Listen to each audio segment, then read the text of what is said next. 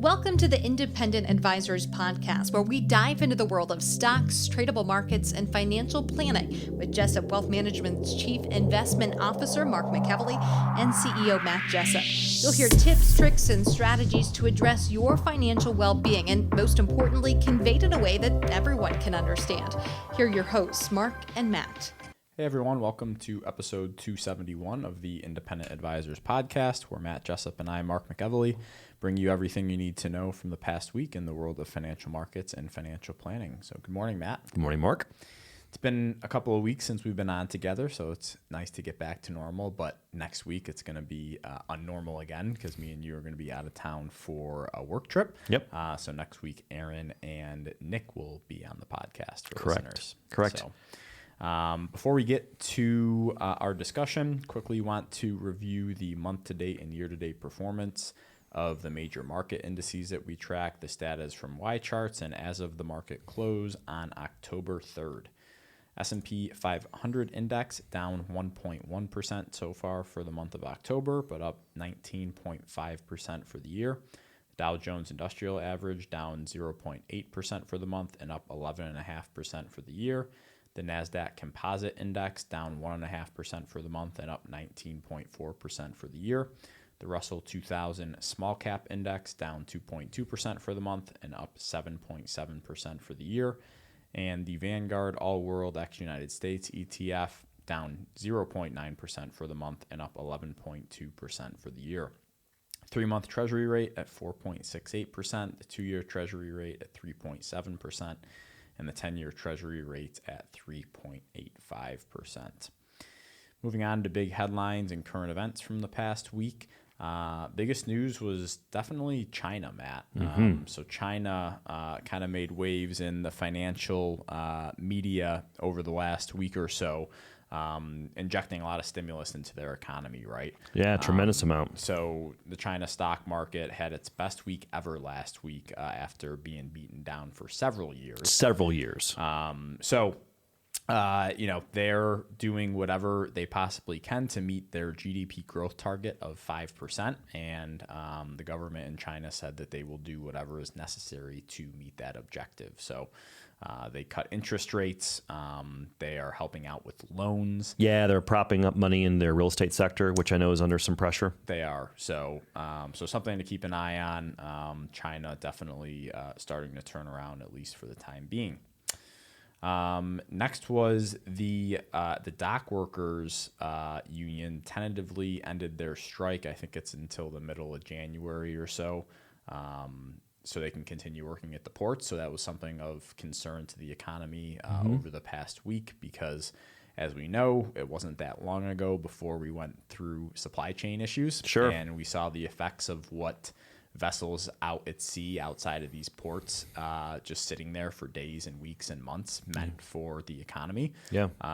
So obviously, as inflation has continued to come down, the last thing that we would need is something like this to drag on for several weeks or several months, reigniting kind of that inflationary flame. So it was good to see that there has been a tentative agreement, but I don't think it's a long-term deal just yet. Interesting. Okay. So last thing was a tweet from Bespoke that we had. It says the market rallied without tech. September is the first month since January 2022 that the S&P 500 hit a 52-week closing high and the tech sector didn't. So rally definitely broadening out to other sectors other than just technology. So starting to see financials, consumer discretionary, materials, industrials start to pick up that baton. So it's not just the largest names in the S&P 500 or the QQQ that are holding the stock market up as much as it once was. As I say once in a while, that's not bearish. No, it's not. It's not bearish. Moving on to tweets, articles, and research from this week. First thing I had was a quote from, in my opinion, the legendary trend follower Ed Sakota. So he says, quote, "If you want to know everything about the market, go to the beach. Push and pull your hands with the waves. Some are bigger waves, some are smaller. But if you try to push the wave out when it's coming in, it'll never happen. The market is always right."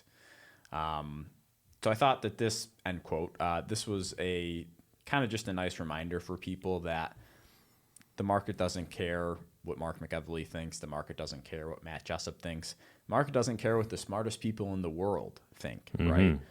It's going to do what it's going to do, and you kind of just have to, to ride the waves. We're going to go through periods of weakness, I'm sure, over the next year that we've talked about, and no one's going to be able to change that or predict that. So even as much as you want to hope and pray that the market is going to do something, you just have to understand that it's probably not going to happen, and you have to be okay with that, or else you shouldn't be invested in the market if you can't handle that type of risk tolerance. So just thought it was really simple for people to understand, markets. It's either you ride the waves or you don't.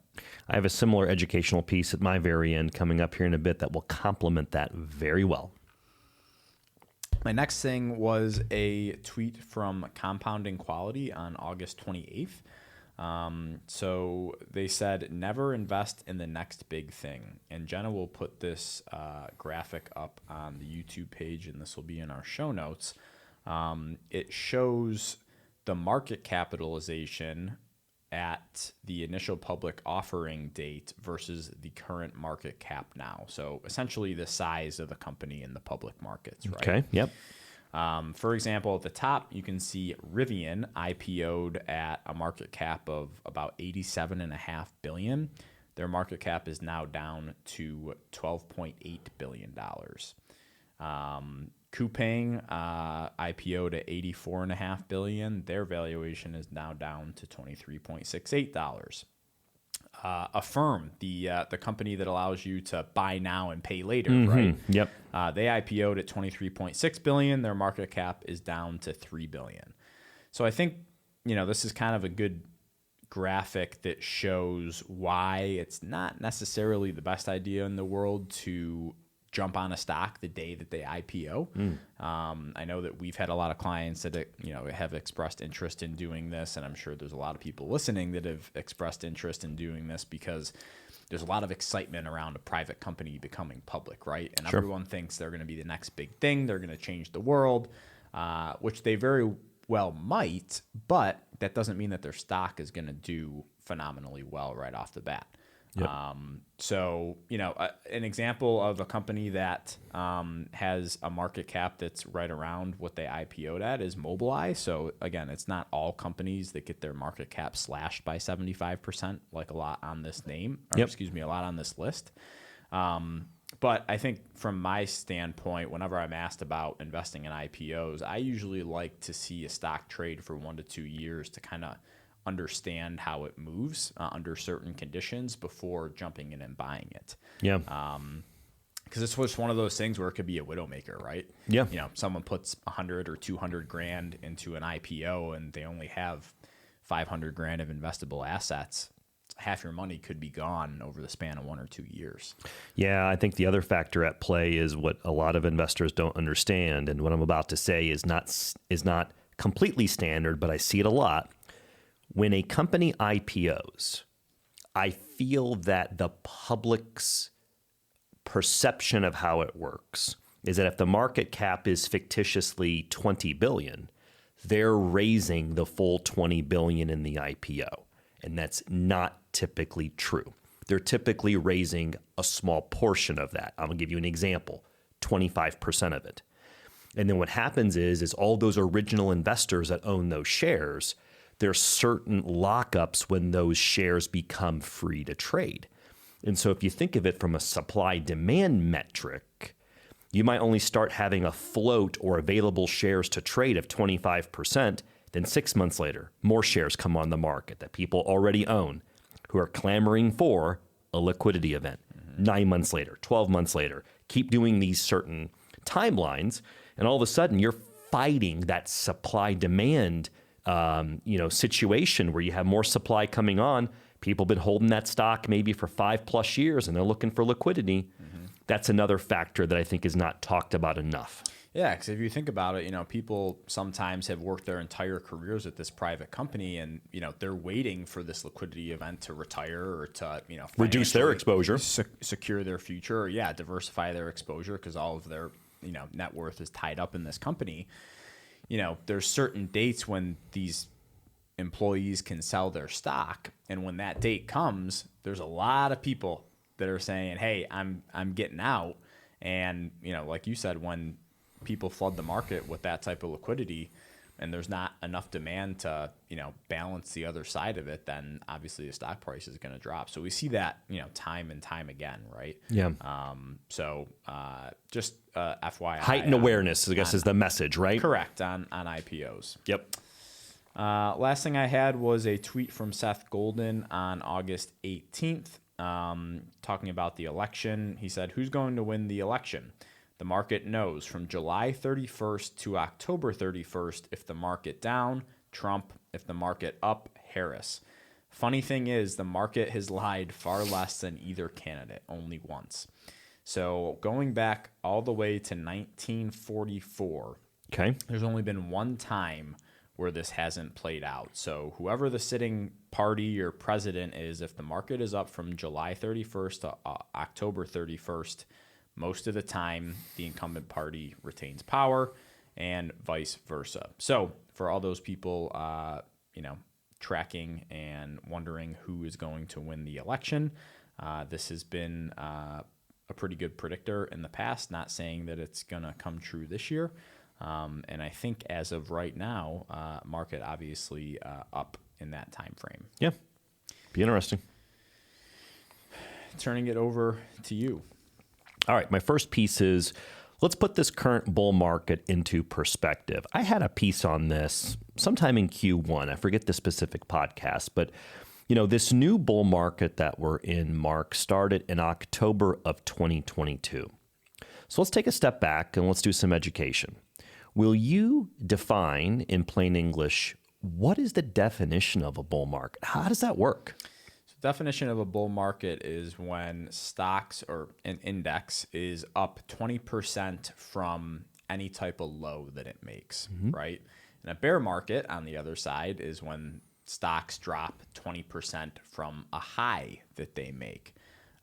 There's a lot of confusion about this, but typically in the media, that's a bull and a bear market. Some will argue that if you go into a bear market, the new bull market doesn't start until the all-time highs have been taken out. There's some people that think that as well. But for simplistic sake, I don't personally agree with the definition, but that's what it is in the media right now. I'm with you. I do the old school definition. Once you rally 20% off a low, at that point, you're in a new bull market, uptrend, let's call it.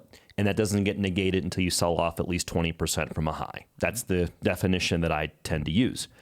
So now that we did some education, I saw this post, and it was over a couple of days, September 19th and 20th, from a gentleman by the name of Grant Hawkridge. He works at All Star Charts. And the first piece he posted, and Jenna will put this up for our YouTube viewers. This will be in our show notes and all of our social media. Highly recommend you take a peek at this chart. This chart shows, bull markets going back to the 50s. And what it does, Mark, is it shows the number of trading days and kind of how they've all played out. And the reason I'm showing this is you have investors right now that are seeing headlines that are saying the market's at an all-time high.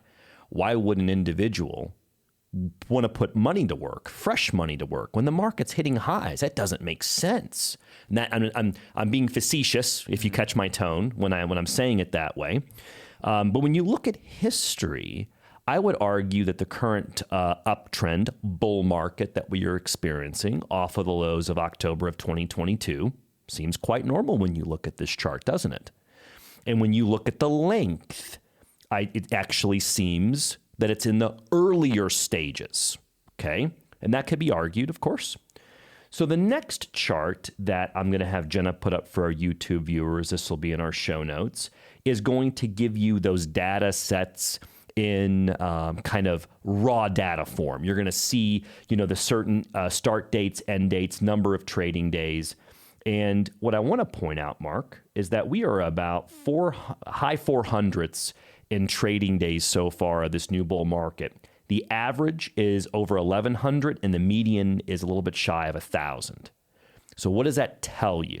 I think it argues that, yes, we are going to have sell-offs in a given normal year. We've talked about that a lot in the podcast.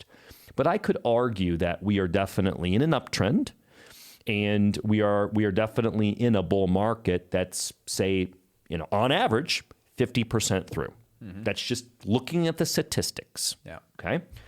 The last chart, and I would like to seek your feedback, is putting it another way graphically. And what this does is it shows two things: how much the market has rallied so far in each of these bull markets, including the current one we're in, and the number of trading days. And again, it lets you graphically see the averages of how much the market moved up in each bull market and how long it lasted by number of trading days. And again, it's graphically telling you that we're somewhere most halfway when you look at the averages or in the earlier stages. Yeah. So let me pause. When I go over this raw data and you see it in different visual ways, what comes to mind from your vantage point being our chief investment officer? Yeah, I think that, it just goes to show that there could be a lot more room to run to the upside than people think. And I think people don't realize where it wasn't too long ago that we had, 2020 and then 2022, where we had some pretty severe sell-offs in the market, right? Mm-hmm. And especially, 2022, that was a year-long sell-off. And odds are, if you look back at history, that there aren't too many bear markets that are like consecutive with each other, or even every other year, close even proximity, every 3 years, close proximity. Mm-hmm. So even though 2023 markets were up 20%, that doesn't mean that we're going to have another bear market like right away. Like it could be another 3, 4, 5 years until we get into another, quote unquote, official bear market. And I think with all of the data that we've been talking about on the podcast over the past couple of weeks, along with the Fed cutting interest rates, and stocks tend to do well as long as the economy avoids a recession over the next 12 months. In addition to that, jobs numbers just came out this morning, right? They were extremely strong. So maybe the Fed doesn't have to, as of aggressively cut rates between now and March of next year, which is a good thing. We've talked about that, right? Mm-hmm. We want the Fed to slower the pace, slow and steady with the rate cuts. When you look at history, emergency rate cut, 50 bips, 75 bips, 1%. Yes. Right? So with all kind of bringing this all together, yeah, it does make sense to me that we still are in the early innings of this bull market. And again, it's important to remember that 3 out of every 4 years is positive for the S&P 500. So good chart to kind of prepare people for the good times and not necessarily preparing for the bad times. It really only happened about 25% of the time. Yep. And just remember, corrections during bull markets are normal. So my next piece, I think this is going to be very thought-provoking, and I think we'll have some good banter on this one. You ready? For the record, those of our regular listeners on the podcast, I'm not doing this to poke the bear, quote unquote, but I think it'll be good. There are times when I do pick things to poke the bear, and I'll be upfront about it. So on this one, this is about data centers and U.S. power consumption. This is from Barbarian Capital on September 30th. Check this out, Mark. There's a chart showing each state's power consumption as to how much is used on data centers as of 2023 in each individual state. Now, I have a method as to why I picked this, but let's just start looking at some of this data. Let's just cherry pick this. Jenna will put this chart up, this illustration, I should say, for our YouTube viewers. This will be in our show notes, okay?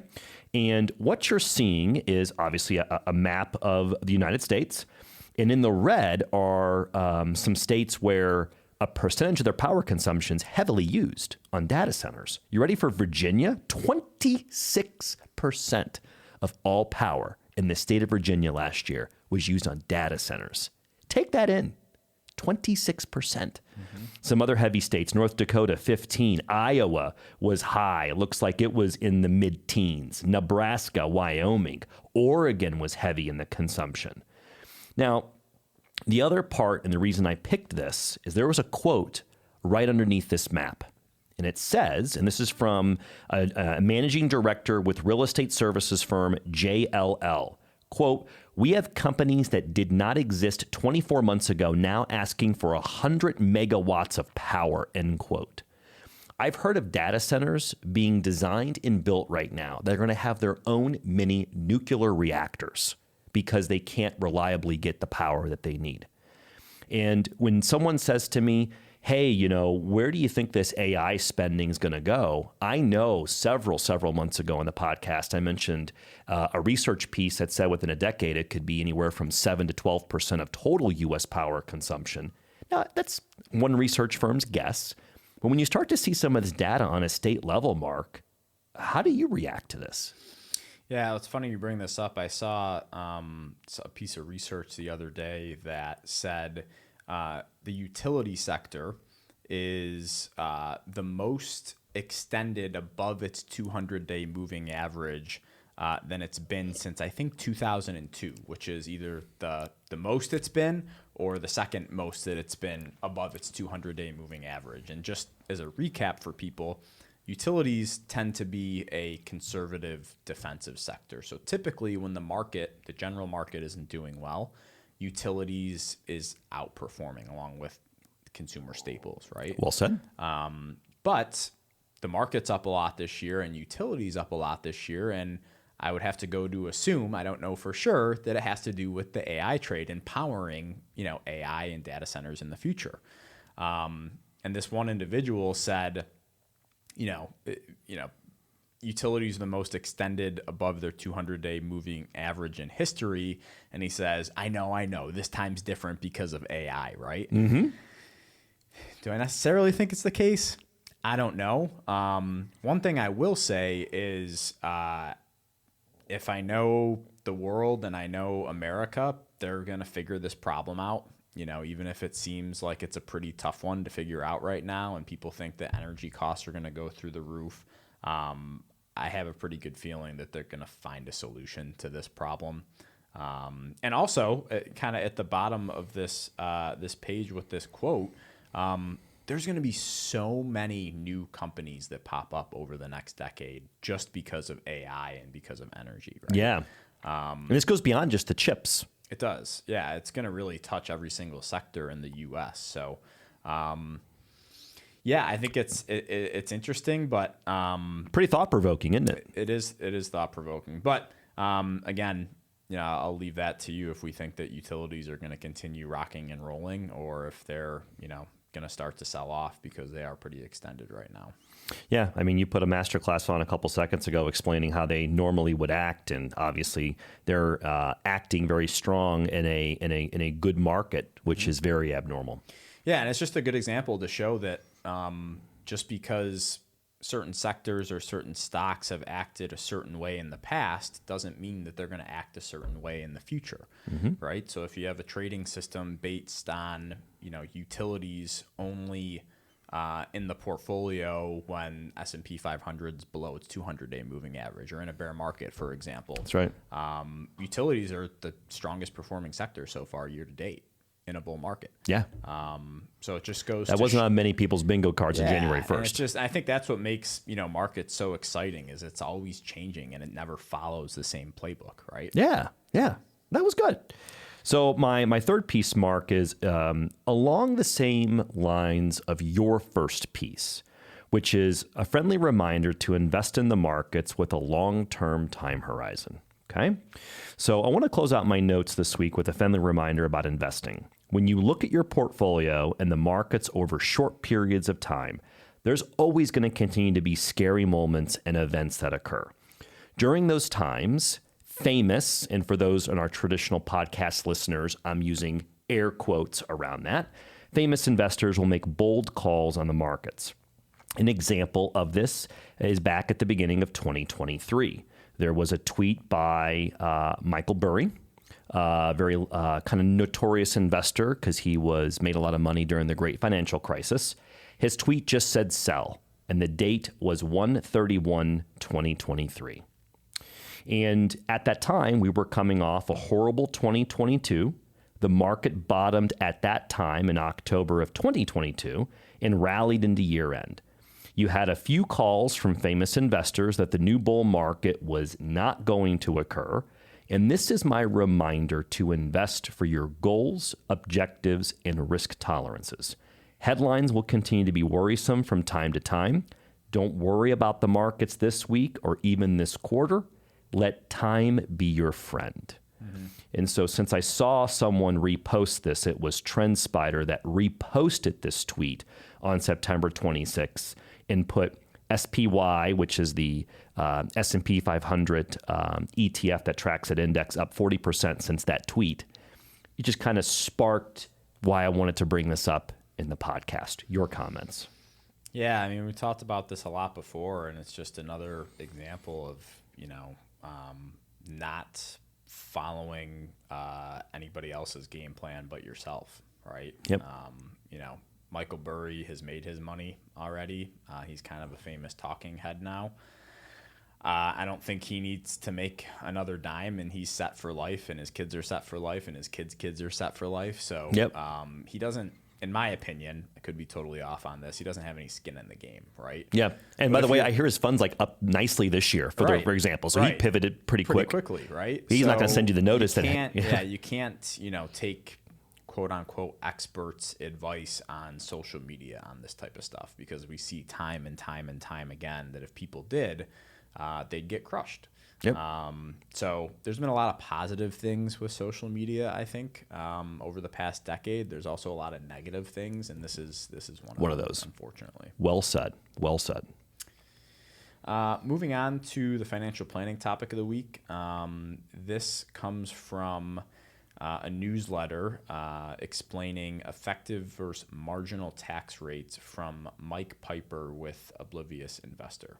So I think, these two phrases, Matt, get thrown around a lot in the media, and it can be hard to decipher exactly what they mean. So I wanted to use Mike's newsletter to break down these two important but different tax rates, right? So starting with marginal tax rate. So your marginal tax rate is the tax rate you would pay on any additional amount of income, right? So for example, if your income went up by $100 and your tax bill went up by $30, your marginal tax rate for that $100 of income was 30%, right? So at that point, you as the income earner say, hey, is it worth it for me to get this extra $100 worth of income, but also have my taxes go up by 30%, right? Very simplistic example. Yep. Your effective tax rate is the total amount of income tax you pay divided by your total amount of income. So a lot of times you'll have people say, oh, my tax rate was 6.5%. And people are like, well, there's no tax bracket at 6.5%. So how could that be? They're talking about their effective tax rate. Yes. Total tax paid divided by their total amount of any sort of deductions, itemizations, credits, etc. Correct. So for tax planning, especially with respect to retirement accounts, we generally care about marginal tax rates. So marginal tax rates are what matter when we're trying to figure out things like whether to contribute to a Roth or tax-deferred account when we're still working, whether to spend from a Roth or tax-deferred account in our retirement years, or whether to do a Roth conversion or not in any given year. So for those decisions, we exclusively care about marginal tax rates. We don't want to consider effective tax rates at all. But for budgeting, for example, we care about effective tax rates. If we want to know whether taxes pose a risk to your financial security in retirement, we care about your effective tax rate in retirement. That's the total amount of tax that you're paying. So there's these two different types of tax, and they're used for different purposes. But I just wanted to simplistically go over that because I know that there's probably a lot of people out there that are not quite sure what the difference between those two are, right? Yeah, good job. And then finally, just want to go over one example. This is going to be quick. So we're going to take an example of a married couple who's 65 years old. They are retired, and this is based on the 2024 tax law using federal taxes only. And I just want to highlight this to show the difference between marginal tax rates and effective tax rates. Right? Okay. So we're going to assume that this couple has $40,000 of ordinary income, which could be any combination of taxable interest or taxable distributions from a traditional IRA. Okay. $10,000 of qualified dividends / long-term capital gains. So again, as a reminder, those qualified dividends and long-term capital gains are taxed at a lower preferential rate than your ordinary income tax rate. Correct, sir. $40,000 of Social Security benefits. So their marginal tax rate for additional ordinary income is 22.2%. So we can assume that they're in the 12% tax bracket, but each dollar of income is also causing 85 cents of their Social Security to become taxable at a 12% rate. However, they have $90,000 of income, and their total federal tax from an income standpoint is just $3,800. That's an effective tax rate of just 4.3%. So you can see the difference in the definitions of these two tax rates, right? So again, when we're talking about marginal tax rates, we're saying, with an additional X amount of income, how much additional tax do we have to pay? Effective tax rate, your total tax divided by your total income, that's your effective tax rate, right? So just thought that it was an interesting conversation to have, especially with us approaching the end of the year quite rapidly. People probably thinking about how they can reduce their tax rates. So I'm sure we'll have more information on that to come in the next few months. Good piece. Anything else that you want to add to this? The financial planning topic of the week or anything else? To the financial planning topic of the week. Not on this topic. Okay. Moving on to anything else. Final thoughts in general. We're going to sound like a broken record. Earnings season's upon us. Yeah, it's crazy how quick that came up. So take 30 seconds and explain to people. When I say earnings season, Mark, what does that mean for our newer listeners? So if you're a publicly traded company, you are required to report earnings to investors at the end of each quarter. Some companies will report their forecast for how they think they're going to do over the next quarter or the next year. Sure. It's called guidance. A lot of companies don't do that, which is fine, but they're required to report how they did financially for the last quarter. So the two most important numbers that you're going to hear in that is their revenue growth and their earnings growth month over month, year over year, quarter over quarter. Yep. Just gives people a transparent view into how the company is doing from a financial standpoint. And we'll get that kicked off in about 2 weeks. We'll get from a lot of financials. We'll start to hear from some healthcare companies at the beginning of the cycle. And a majority of the companies will report at the very end of this month or beginning of next month, which will also coincide right with the election. So should be a busy time at the end of the month. Yeah, I think it's important to remember, too, that we're in Q4. Q4 tends to be the strongest quarter of the year for stocks. Holiday spending season is upon us. And I think, the dock workers strike made some people nervous about supply issues in the country over the next couple months. I'm very confident that we're already well stocked for the holiday spending season. Feels in Q4. like, yeah. So even if that strike got pushed out for several months, I don't think it would hit us until Q1 or Q2 of next year. So I don't think that's going to have an effect on Q4. So I think it's just important to realize where we are in the calendar, and we're literally a day away from being a month away from the election. Wow. So life comes at you fast. Yes, it does, my friend. What do they say? The days are long, but the years are short. That's correct. So thanks, everyone, for listening to episode number 271 of the Independent Advisors Podcast. We will be back with you next week for episode 272. Take care, everyone. Thank you for listening to the Independent Advisors Podcast. If you're interested in hearing more, hit the subscribe button so you can be notified every time a new episode gets released. Feel free to share with friends, family, and follow us on Twitter at Jessup Wealth, Facebook, and LinkedIn. Mark and Matt will continue to share beneficial information on these social media sites. Also, check out the podcast tab on their website. That's www.jessupwealthmanagement.com. There you'll find links to every episode of the Independent Advisors. Have questions or topics you want to discuss on the show? Message us on Twitter, LinkedIn, or send an email with the words questions and topics in the subject line to inquiries@jessupwealthmanagement.com. We'll talk about it right here on the podcast. Certain sections of this commentary may contain forward-looking statements based on reasonable expectations, estimates, projections, and assumptions. Forward-looking statements are not guarantees of future performance and involve certain risks and uncertainties which are difficult to predict. All indices are unmanaged and are not available for direct investment by the public. Past performance is not indicative of future results. This podcast is provided for general informational purposes only and does not constitute either tax, legal, or financial advice. Although we do go to great lengths to make sure our information is accurate and useful, we recommend you consult a tax preparer, professional tax advisor, financial advisor, or lawyer regarding your specific circumstances. Investing involves risk, including the loss of principal. No strategy can guarantee any objective or goal will be achieved.